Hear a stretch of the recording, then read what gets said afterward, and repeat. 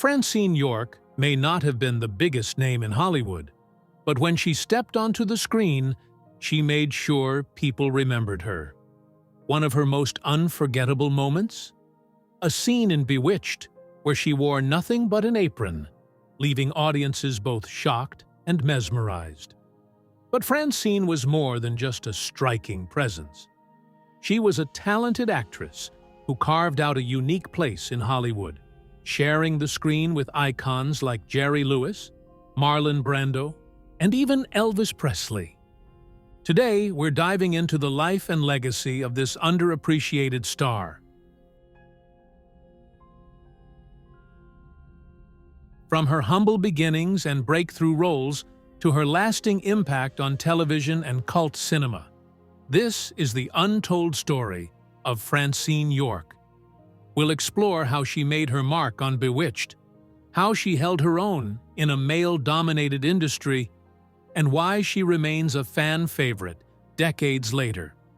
Get ready for a fascinating journey through the life of one of Hollywood's most unforgettable guest stars. Francine York's journey to Hollywood began far from the bright lights of Los Angeles.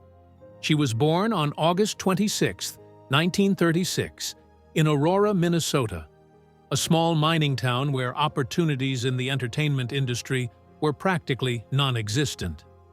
But even in this quiet town, Francine had big dreams.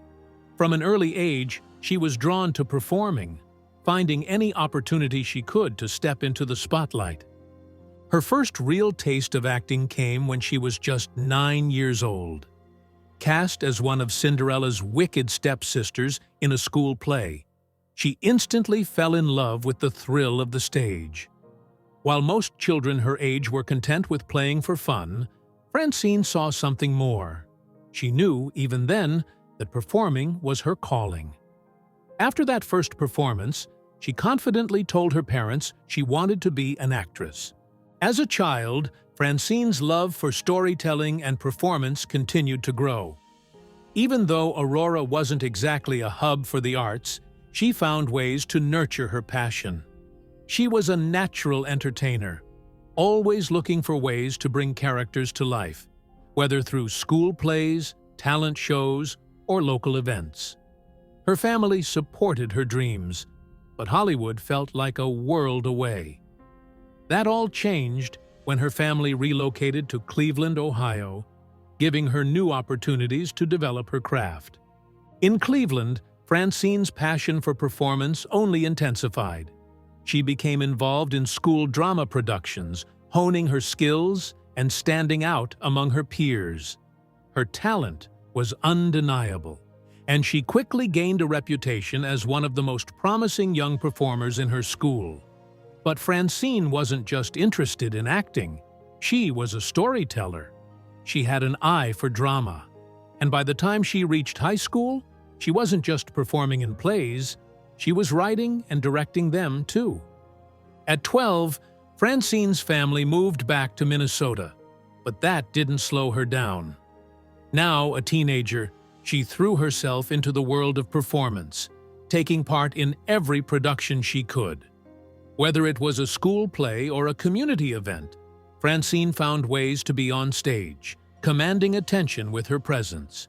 She had the charisma of a star, and people took notice. But it wasn't just acting that Francine excelled in. She also had a natural beauty that caught the attention of many. As she grew older, she started entering beauty pageants, quickly making a name for herself in the local pageant circuit. Her poise, confidence, and striking looks helped her win several titles, boosting her profile and giving her a taste of public recognition. But for Francine, modeling and pageants were just stepping stones. Her real goal was still acting. Determined to turn her dreams into reality, she set her sights on Hollywood. The path to stardom wasn't an easy one, but Francine had an unwavering drive. She knew she had the talent, the looks, and the determination to make it in the industry. She just needed the right opportunity. Her journey took her to San Francisco, where she found work as a model. This was her first real exposure to the entertainment industry, and it opened doors she hadn't even imagined. Modeling gigs led to jobs as a showgirl, performing in popular nightclubs, where she learned how to captivate an audience. It wasn't Hollywood yet, but it was a crucial stepping stone. Every performance, every photo shoot, every moment in the spotlight was preparing her for the career she had always dreamed of. While she was working as a model and showgirl, Francine knew she needed to sharpen her acting skills to compete in Hollywood. She began taking acting lessons, studying with industry professionals, and refining her craft. She was determined not to be just another pretty face. She wanted to be a serious actress. Her hard work started to pay off when she landed her first role in a small film titled Secret File, Hollywood. Though it wasn't a major production, it was her official entry into the film industry. For Francine, this was just the beginning. She had finally broken into Hollywood, and she was ready to make her mark. Little did she know, she would soon be working alongside some of the biggest names in entertainment, from Jerry Lewis to Elvis Presley. But before she became a familiar face on television screens across America, she had to prove herself in an industry that was known for chewing up and spitting out hopeful young actresses. Francine York was not just another Hollywood hopeful, she was a woman on a mission. She was willing to work hard, take risks, and do whatever it took to stand out. And soon, she would land the roles that would define her career, cementing her place as one of the most unforgettable guest stars of the era.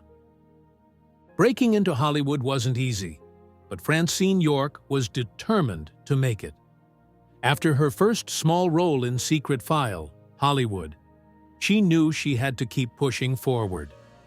She wasn't just looking for any opportunity. She wanted to work with the best, and she wouldn't settle for less. Her big break came in the early 1960s when she caught the attention of one of Hollywood's biggest comedic legends, Jerry Lewis. At the time, Jerry was not only a major box office star, but also stepping behind the camera as a director. When he saw Francine, he knew she had something special. She had the charm, the beauty, and, most importantly, the comedic timing that so many aspiring actresses lacked. Jerry cast her in It's Only Money in 1962, giving her one of her first major roles in a Hollywood production. Working alongside him was a huge opportunity, and Francine made sure to deliver. Her performance impressed Jerry so much that he brought her back for more, casting her in The Nutty Professor the following year. These roles didn't just boost her career, they gave her credibility in an industry where many young actresses struggled to be taken seriously. Francine knew that Hollywood was filled with actresses who had the looks, but she wanted to stand out for her talent. Working with Jerry Lewis gave her the chance to prove that she wasn't just a pretty face. She could handle comedy. She could keep up with Hollywood's biggest stars, and she could hold her own in a male-dominated industry. But Jerry Lewis wasn't the only major star she worked with in her early years. In 1964, she landed a role alongside none other than Marlon Brando in Bedtime Story. Acting opposite one of the greatest actors of all time was an intimidating prospect for many. But Francine handled it with confidence. She knew that each role she took was another step toward her ultimate goal, becoming a household name. Her next big opportunity came in 1965 when she starred with Elvis Presley in Tickle Me. By this time, Elvis was not just a music icon, but also a Hollywood leading man. Sharing the screen with him was a dream for many actresses, and Francine made the most of it. She brought elegance and charm to the film, and her presence was unforgettable. Despite these high-profile roles, Francine found her true niche not in film, but on television. By the mid-1960s, television was booming, and guest-starring roles were often a way for actors to stay in the spotlight. Francine quickly became one of the most sought-after guest stars in Hollywood, appearing in some of the most popular shows of the era. One of her first major television appearances was on Burke's Law, a hit detective series that featured a rotating cast of glamorous guest stars. This led to more roles in shows like Perry Mason and My Favorite Martian, where she displayed her versatility, easily shifting from drama to comedy.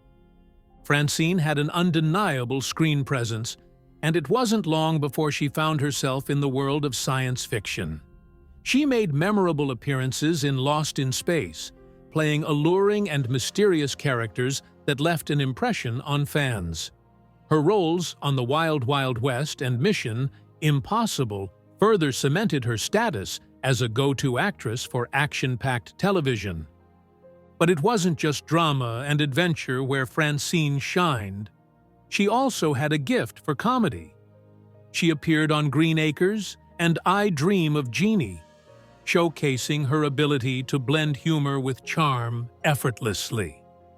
However, one of her most iconic television moments was still to come. In the late 1960s, Francine landed a guest role on Batman, where she played Lydia Limpet, a glamorous criminal who schemed alongside some of Gotham's most infamous villains. The role perfectly suited her. She exuded sophistication, confidence, and just the right amount of mischief. By the time she appeared on Bewitched, Francine York was already a familiar face to television audiences. She had worked with Hollywood legends, starred in hit films, and had become one of the most recognizable guest stars on TV, but her role in Bewitched would be the one that truly cemented her in television history. Francine had spent years proving that she was more than just another actress in Hollywood. She was a star in her own right. Whether she was playing a cunning villain, a glamorous socialite, or a mysterious femme fatale, she always left an impression. And in 1969, when she stepped onto the set of Bewitched, she was about to deliver one of the most unforgettable performances of her career. Bewitched was no stranger to pushing boundaries, blending magic, mischief, and humor to create some of the most memorable moments in 1960s television. But few episodes caused as much of a stir as Bewitched, Bothered, and Baldoni, the episode that featured Francine York in what would become one of the show's most talked-about scenes. It was the 5th episode of the 8th season, airing in 1971, a time when Bewitched was already a beloved television staple. By then, audiences had grown accustomed to Samantha's magical adventures and her constant battle with her meddling mother, Endora. But no one expected just how much trouble Endora would stir up in this episode, or how shocking one particular scene would be for audiences at home. The episode begins with Samantha and Darren traveling to Rome for business. As always, Darren's boss, Larry Tate, has work to be done, but that doesn't stop Samantha and Darren from sneaking in a little sightseeing. One of the most iconic landmarks they visit is the National Museum, where history and art come to life. But this time, something quite literally comes to life, thanks to Endora's relentless need to test Darren's faithfulness. Throughout the series, Endora never quite accepted Darren as her daughter's husband. She always saw him as an ordinary mortal unworthy of her powerful, magical daughter. And in this episode, she's convinced that if given the chance, Darren would be unfaithful. Determined to prove her point, Endora casts a spell that would make any man's loyalty difficult to maintain. As they explore the museum, Endora sets her sights on a statue of Venus, the Roman goddess of love.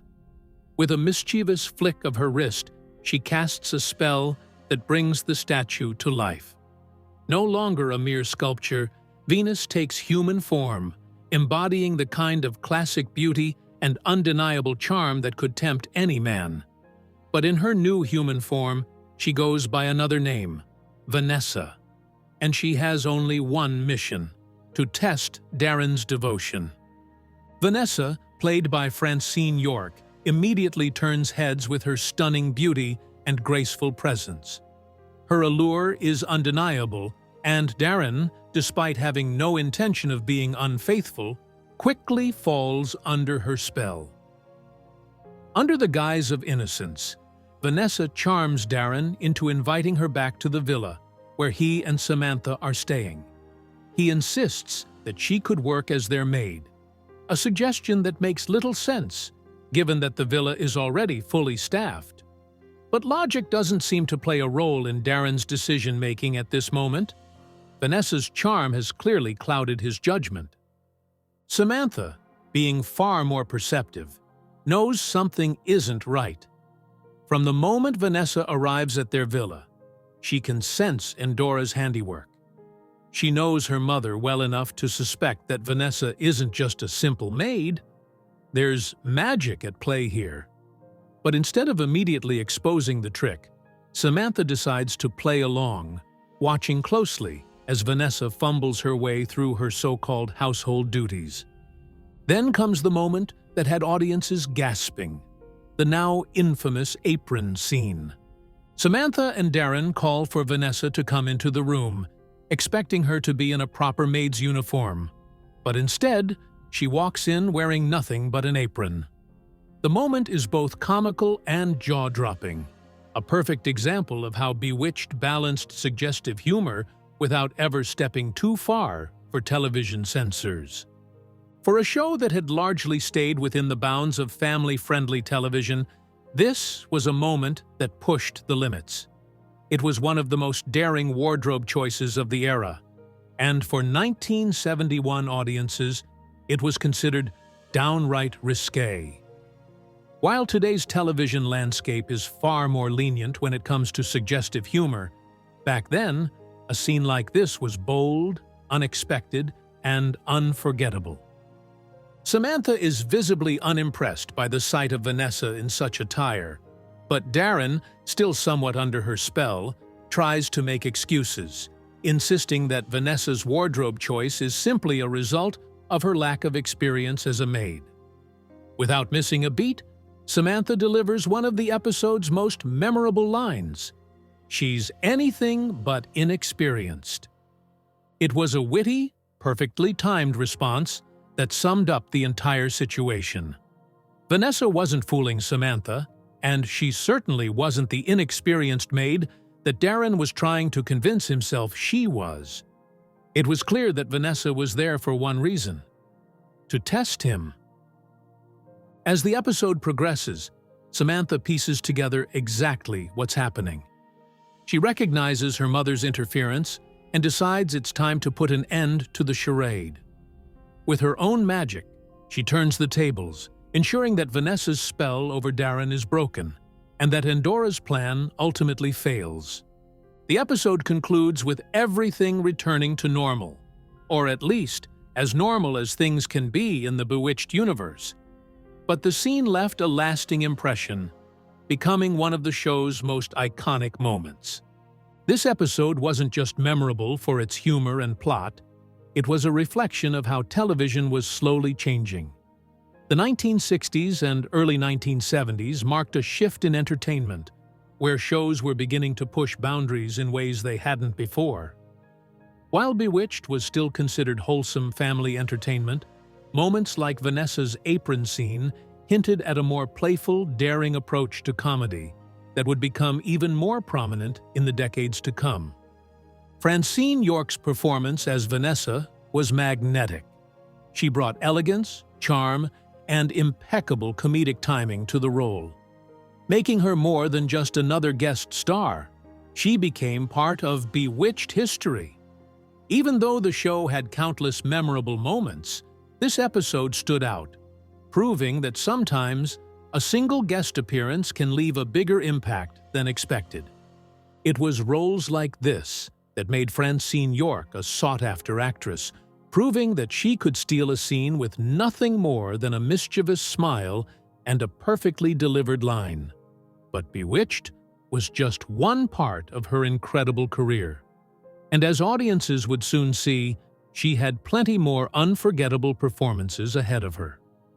Bewitched had a knack for revisiting certain themes, and if something worked once, the writers weren't afraid to put a new spin on it. That's exactly what happened in the 12th episode of the show's 8th season, titled The 8-Year Itch Witch. Like Francine York's appearance as the seductive Vanessa, this episode also revolved around Aurora's obsession with proving that Darren wasn't as faithful as Samantha believed. But this time, instead of a Roman goddess brought to life, the temptation came in the form of a feline enchantress, played by none other than Julie Newmar. By this point in the series, Aurora's ongoing mission to meddle in her daughter's marriage was well established. She simply couldn't accept that Samantha, a beautiful, powerful witch, had chosen to marry a mere mortal. And so, she was always looking for ways to prove that Darren wasn't worthy of her. When she stumbled upon a few photographs of bikini-clad women in Darren's briefcase, she saw her next opportunity. But, as always, there was more to the story. The photos weren't evidence of any wrongdoing on Darren's part. He was an advertising executive, and the pictures were simply part of a campaign for a new client. The company? Tom Cat Tractors. And the campaign? A search for the perfect cat woman to be the face of their brand. Hearing this, Aurora immediately knew exactly who to turn to. Ophelia, a feline familiar with a bit of a mischievous streak. Unlike Samantha, who often tried to keep her magic in check, Ophelia had no qualms about using her powers to get what she wanted. And in this case, what she wanted was to prove that Darren could be lured away. Played by the stunning Julie Newmar, Ophelia was the perfect choice for this role. Newmar was already famous for portraying Catwoman on Batman, another hit show of the era. So casting her as a seductive, cat-like enchantress was a brilliant nod to her most iconic role. The crossover appeal between Bewitched and Batman made for an exciting episode, as viewers got to see Newmar bring her signature charm, elegance, and playful villainy to yet another classic 1960s show. Ophelia had no trouble securing the role of Tom Cat for the advertising campaign, but she wasn't content with just landing a modeling gig. She wanted to sink her claws into Darren, too. She used every trick in the book, turning on the charm and doing everything she could to keep him under her spell. Much like Vanessa in Bewitched, Bothered, and Baldoni, Ophelia's presence threw Darren completely off balance. The situation escalated when Ophelia convinced Darren to accompany her on a work trip. For him, it was just part of his job.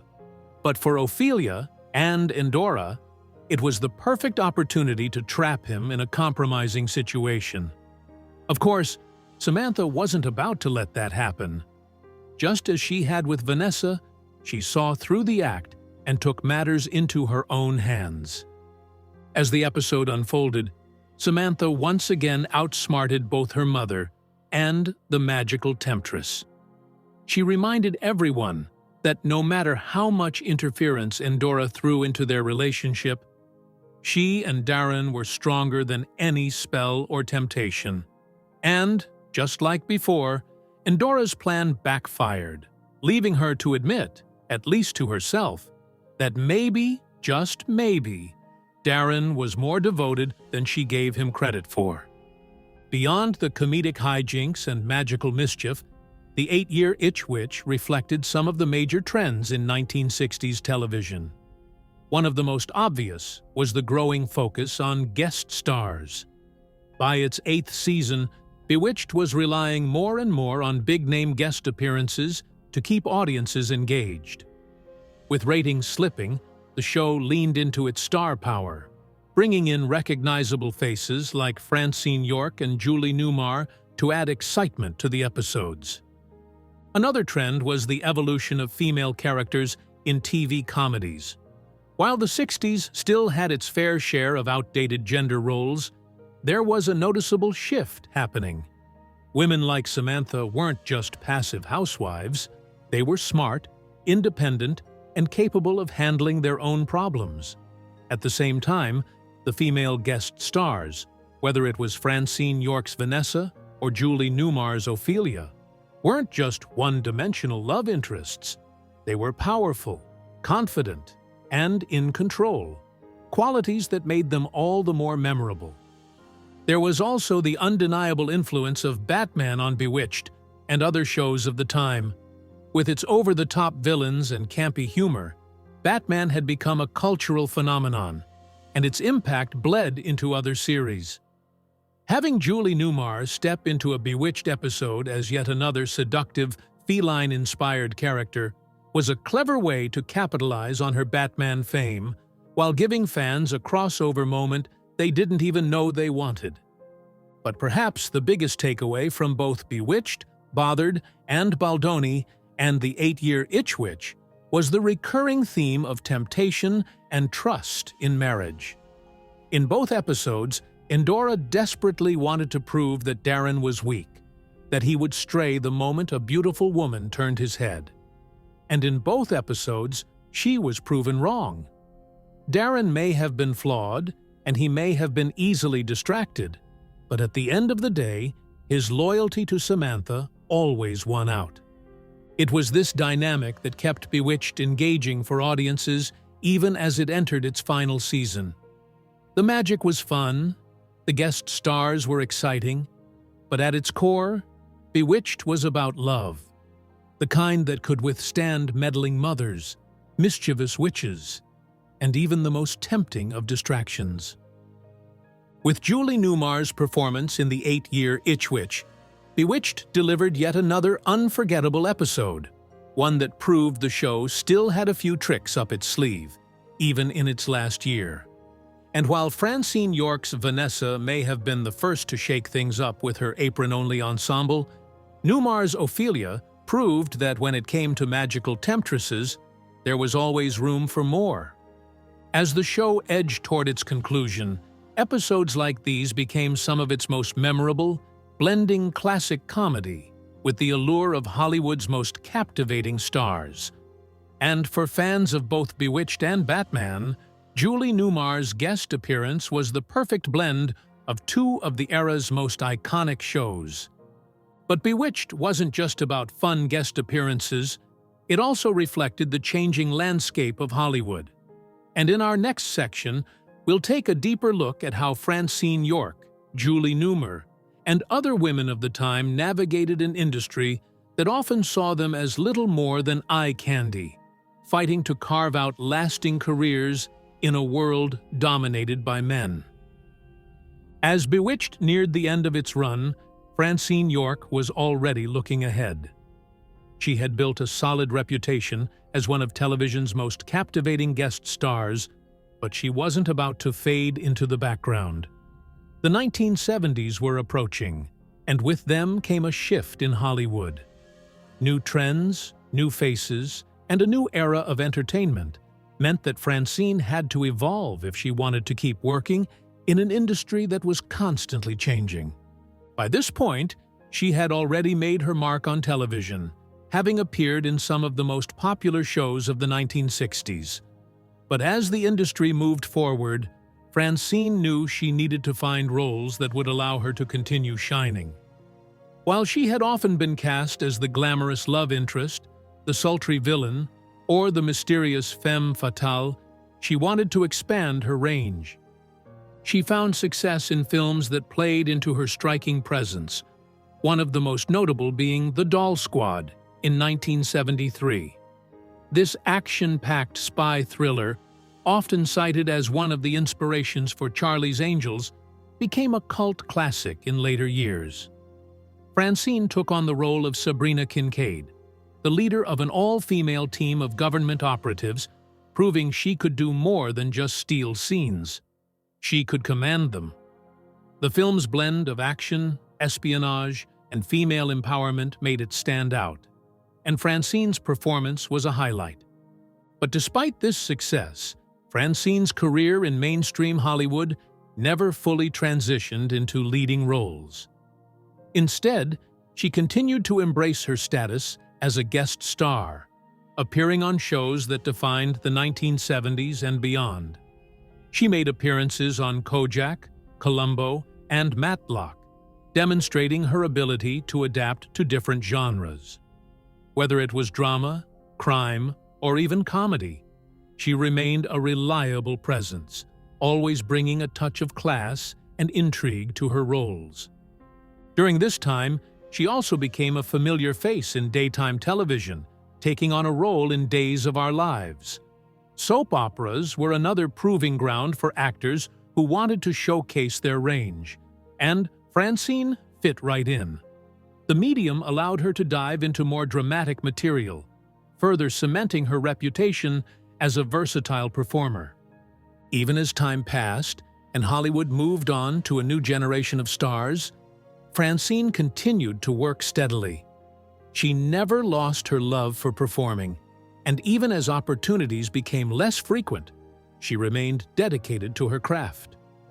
In the 1990s and 2000s, she embraced her status as a nostalgic favorite, making appearances on shows like The King of Queens, and even landing a small but memorable role as Nicolas Cage's mother in The Family Man in 2000. Outside of acting, Francine was known for her love of health and wellness.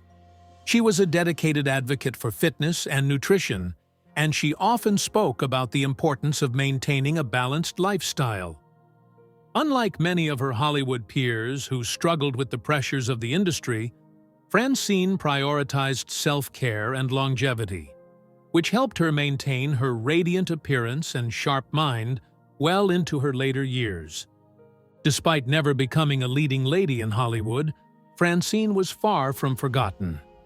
She remained a beloved figure among classic television fans, frequently attending conventions and reminiscing about her time on shows like Bewitched and Batman.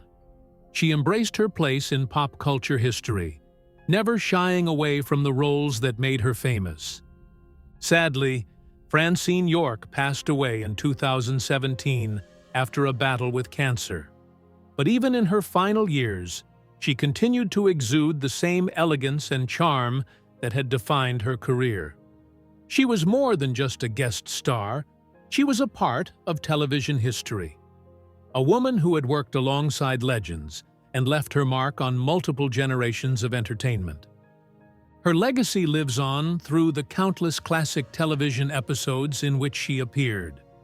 Whether it was as the enchanting Vanessa in Bewitched, the cunning Lydia Limpet in Batman, or any of her many other roles, Francine York proved time and again that a single appearance could leave a lasting impression. Even today, fans continue to discover and appreciate her work, keeping her memory alive through reruns, online discussions, and classic TV retrospectives. She may not have been a household name, but she was unforgettable. A woman whose talent, beauty, and screen presence ensured that she would always be remembered. Francine York's story is a testament to perseverance, talent, and the power of making the most of every opportunity. While she may not have had the blockbuster career of some of her contemporaries, she carved out her own niche and made it impossible to forget her.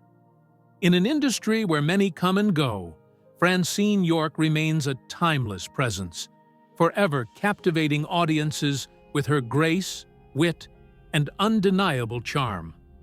The Hollywood of the 1960s was a glamorous yet unforgiving world, particularly for women. Studios, producers, and casting directors often prioritized beauty over talent, seeking out actresses who fit a particular mold rather than those who could deliver the most compelling performances.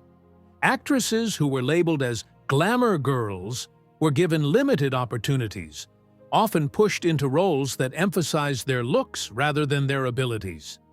And Francine York, with her striking beauty and undeniable screen presence, found herself cast in this very stereotype. Like many women of her time, Francine was frequently chosen for roles that revolved around her appearance. She played seductive villains, enchanting socialites, and mysterious femme fatales, usually appearing as the love interest or the temptation that disrupted the main character's life.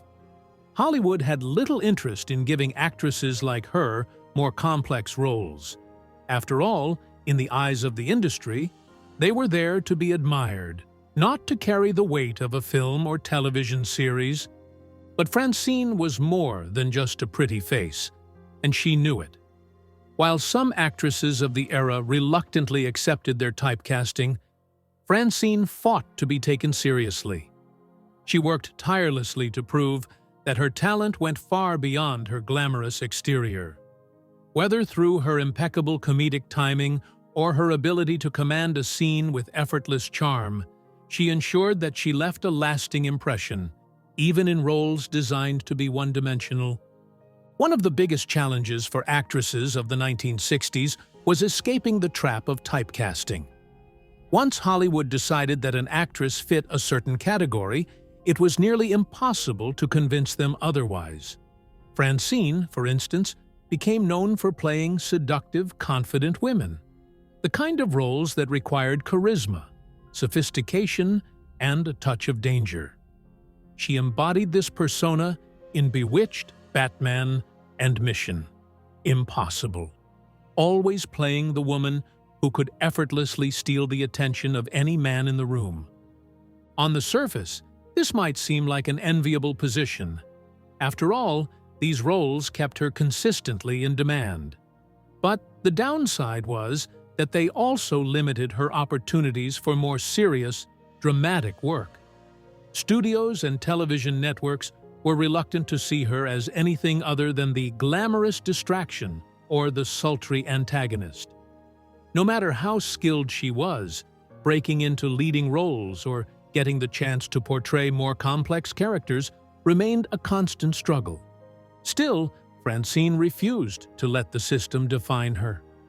Unlike many of her contemporaries who passively accepted the roles they were given, she actively sought out diverse opportunities. She didn't just settle for playing the beautiful woman. She made sure that her characters had wit, intelligence, and depth. She understood that in order to stand out in Hollywood, she needed to bring something extra to every role, whether it was a comedic touch, a sharper delivery, or a nuanced performance that made her characters feel more than just decorative. Her ability to seamlessly balance glamour and humor was one of the key reasons she remained a beloved presence in Hollywood for so long. In Bewitched, for example, her portrayal of Vanessa wasn't just about looking stunning. She added an air of playfulness and mischief that made her character unforgettable. Similarly, in Batman, her role as Lydia Limpet had just the right amount of campy charm, making her a perfect fit for the over-the-top world of Gotham's villains. However, as the industry evolved in the 1970s, Hollywood's perception of women on screen began to shift. Actresses were beginning to get more substantial roles, ones that weren't solely based on beauty or seduction. The glamour girl archetype that had defined much of the 1960s was gradually fading, replaced by a new era of leading ladies who were given more dynamic characters to portray. For actresses like Francine, this presented both an opportunity and a challenge. While Hollywood was becoming more progressive in terms of female roles, it was also introducing a new generation of young actresses who were eager to take center stage. Suddenly, women like Francine, who had built their careers in the previous decade, found themselves competing with fresh faces who were benefiting from the industry's shifting attitudes. Despite this, Francine never stopped working. Even though she didn't transition into leading film roles as she had hoped, she embraced the opportunities that came her way. She continued to appear in cult films, guest star on television series, and make the most of her enduring popularity among fans of classic Hollywood. Rather than fading into obscurity, she leaned into her legacy, recognizing that her contributions to television and film had cemented her place in pop culture history. Unlike many actresses who struggled to find longevity after being typecast, Francine understood how to adapt. She embraced her status as a cult icon, attending conventions, engaging with fans, and celebrating the era that made her famous. She knew that while she may not have been the leading lady in blockbuster films, she had built something even more enduring, a lasting connection with audiences who appreciated her charm, talent, and unforgettable presence. Francine York's career is a testament to the resilience and determination required to survive in Hollywood. She navigated an industry that often overlooked women's true talents, fought against the limitations placed on her, and managed to stay relevant for decades. While she may not have reached the A-list status of some of her peers, she achieved something just as important. She created a body of work that continues to captivate audiences to this day. Her story serves as a reminder that Hollywood, for all its glitz and glamour, has always been a place of challenges, especially for women.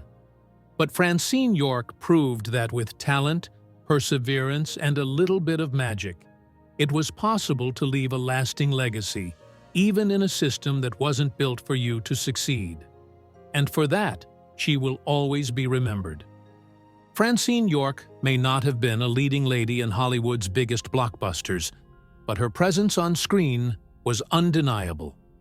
Whether it was her unforgettable turn on Bewitched, her sultry roles in Batman and Mission Impossible, or her work alongside legends like Jerry Lewis and Elvis Presley, she proved that sometimes the most captivating stars are the ones who shine in every scene they're in. She was a scene stealer, a true embodiment of glamour, and an actress who left a lasting mark on classic television. But now, we want to hear from you. Do you remember Francine York's role in Bewitched, or maybe another one of her standout performances? What's your favorite memory of her on-screen moments? Drop a comment below and let's celebrate this unforgettable actress together. And if you enjoyed this deep dive into classic Hollywood, don't forget to like this video, subscribe for more, and share it with fellow fans of vintage television. Thanks for watching, and we'll see you in the next one.